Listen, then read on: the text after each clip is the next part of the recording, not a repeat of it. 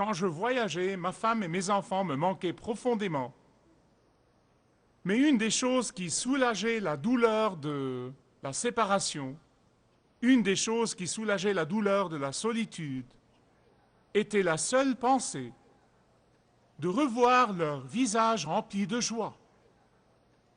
C'était la pensée des joyeuses retrouvailles, la pensée de retrouver l'intimité, la pensée des étreintes et des baisers, la pensée d'être avec ma femme et mes enfants pour une période supplémentaire avant de voyager à nouveau et la pensée de me remettre à jour dans toutes les choses que j'ai manquées, les bonnes comme les mauvaises et les heureuses comme les tristes et les succès comme les échecs et tout ce qui s'ensuivait.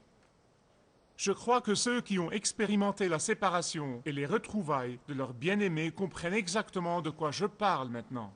Ils connaissent exactement ces émotions et ils les ont expérimentées. Et quand j'ai commencé à penser au sujet du ciel et de la vérité sur le ciel, il y avait une chose qui me venait continuellement à l'esprit. Je me suis surpris à me concentrer, non pas sur les rues d'or pur et les portes de perles et tous ces symboles que nous avons dans la Bible, mais je me suis retrouvé à me concentrer davantage sur la joie de voir la face de Dieu. J'ai demandé à plusieurs personnes cette semaine, quelle est la première chose qui vous vient à l'esprit quand vous pensez au ciel? Et chacun a donné une réponse différente, mais franchement, personne ne m'a donné la réponse que je cherchais.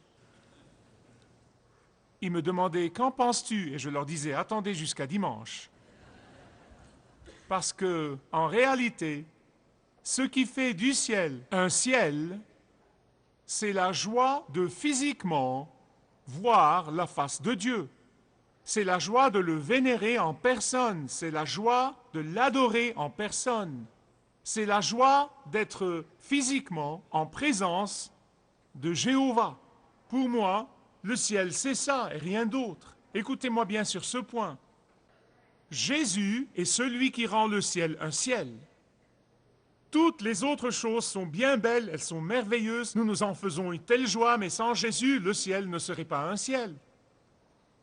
Et je vais vous en dire plus dans le prochain message, mais pour moi, du moins dans ce message, je veux vous dire franchement que la chose la plus importante en ce qui concerne le ciel, c'est de voir Dieu face à face. Oh Dieu, tu es mon Dieu. Je te cherche, mon âme a soif de toi.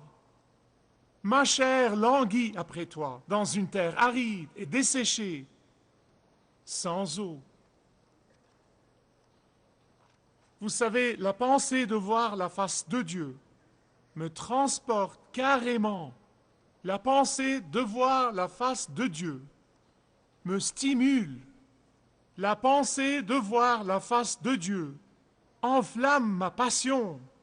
La pensée de voir la face de Dieu m'incite à le servir davantage et de tout mon cœur. La pensée de voir la face de Dieu me comble pleinement.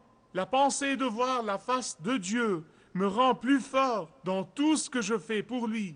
Parce que la pensée de voir la face de Dieu devrait nous consoler quand nous avons de la peine. Elle devrait nous guérir quand nous sommes malades. La pensée de voir la face de Dieu devrait vraiment nous réjouir, même au milieu des déceptions de la vie. La pensée de voir la face de Dieu devrait nous remonter le moral, même quand nous sommes en pleine déprime. La pensée de voir la face de Dieu devrait nous encourager à aller toujours de l'avant, même quand les choses vont mal. C'est ça le ciel, mes bien-aimés. Dans la vérité sur le ciel, il ne s'agit que de Jésus. Il ne s'agit que de Jésus. Et voir la face de Dieu me dit deux choses essentiellement, et c'est ce dont je veux vous parler aujourd'hui. Ça va être une vue exaltante et ça va être une vue épanouissante.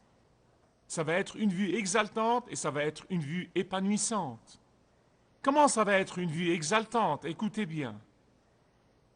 Voir la face de Dieu, probablement, et je crois que je peux le dire à coup sûr, n'est pas en tête des priorités de la plupart des gens. J'ose même dire que ce n'est pas en tête des priorités de la plupart des croyants. Il y a beaucoup de personnes qui ont en fait peur de Dieu. Il y a des gens qui ont une attitude ambiguë à l'égard de Dieu. Il y a des gens qui détestent Dieu. Mais quand un enfant de Dieu réfléchit vraiment à l'expérience incroyable et à l'expérience majestueuse de voir la face de Dieu, nous nous rendons compte que ce devrait être notre plus grande espérance, que ce devrait être notre raison de vivre sur cette terre, ce devrait être notre but ultime dans chaque décision que nous prenons, ce devrait être notre but ultime dans chaque affaire commerciale que nous concluons, ce devrait être notre but ultime dans chaque sacrifice que nous faisons, ce devrait être notre but ultime dans chaque projet que nous lançons. Je vais vous donner un exemple pour comprendre à quel point cette vue est imposante et à quel point elle est épanouissante dans l'Ancien Testament. Le peuple de Dieu croyait qu'il pouvait voir la présence de Dieu, du moins symboliquement, dans le lieu très saint. Dans l'Ancien Testament, les gens ne pouvaient même pas rêver de voir la face de Dieu, même symboliquement, dans le lieu très saint. Ils savaient que cette demeure ne pouvait le contenir physiquement. Et encore moins de le voir face à face, c'était impensable pour eux. Et par conséquent, seul le grand prêtre pouvait entrer dans le lieu très saint, le seul à pouvoir y entrer, et cela une seule fois par an. Mais ce n'est pas tout. Les grands prêtres devaient porter une clochette qui sonnait avec chaque mouvement et ils avaient une corde à la cheville. Pourquoi? Parce que tant que cette clochette sonnait et le peuple pouvait l'entendre, ils savaient qu'il était toujours en vie. Parce que s'il tombait mort dans le lieu très saint, et ceci pouvait bien arriver, ils savaient que même les prêtres ne pouvaient pas y entrer. La corde était là pour retirer le mort et le faire sortir du lieu très saint. Je veux que vous pensiez à tout ça, juste pensez avec moi. Personne n'osait même penser à entrer dans le lieu très saint qui était le symbole de la présence de Dieu.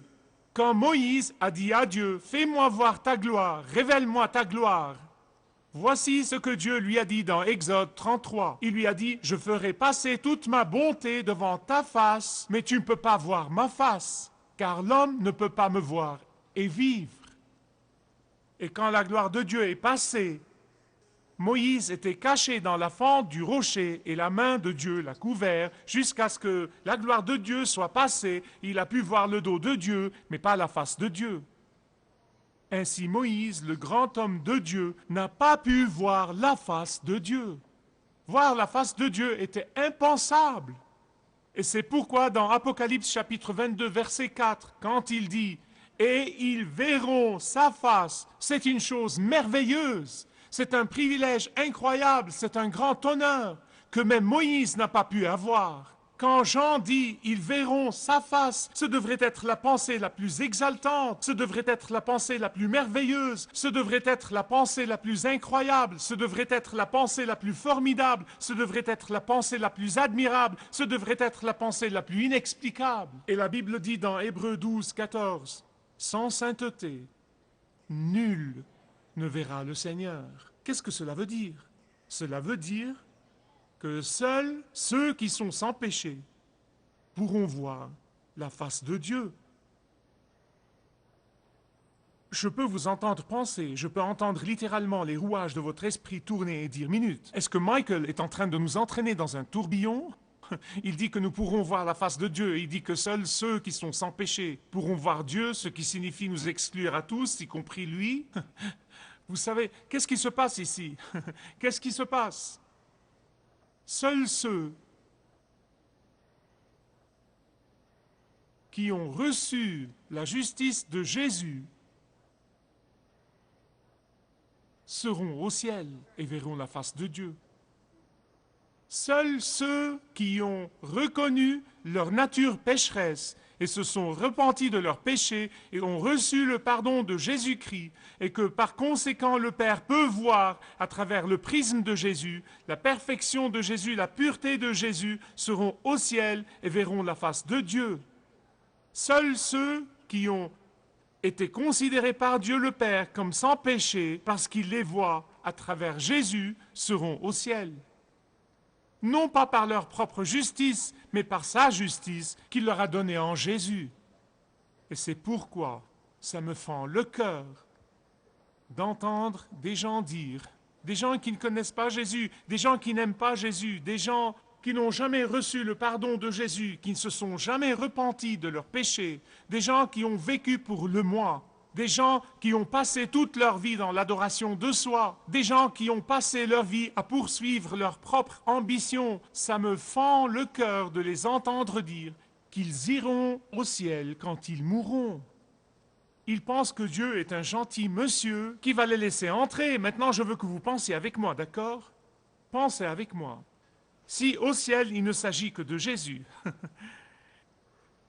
et s'ils n'aiment pas Jésus là, sur terre, ils ne pourront supporter le ciel parce qu'au ciel, il ne s'agit que de Jésus. Je vais vous en dire plus dans le prochain message. Mais voir la face de Dieu sera une joie indicible. Voir la face de Dieu est ce qui rend le ciel un ciel.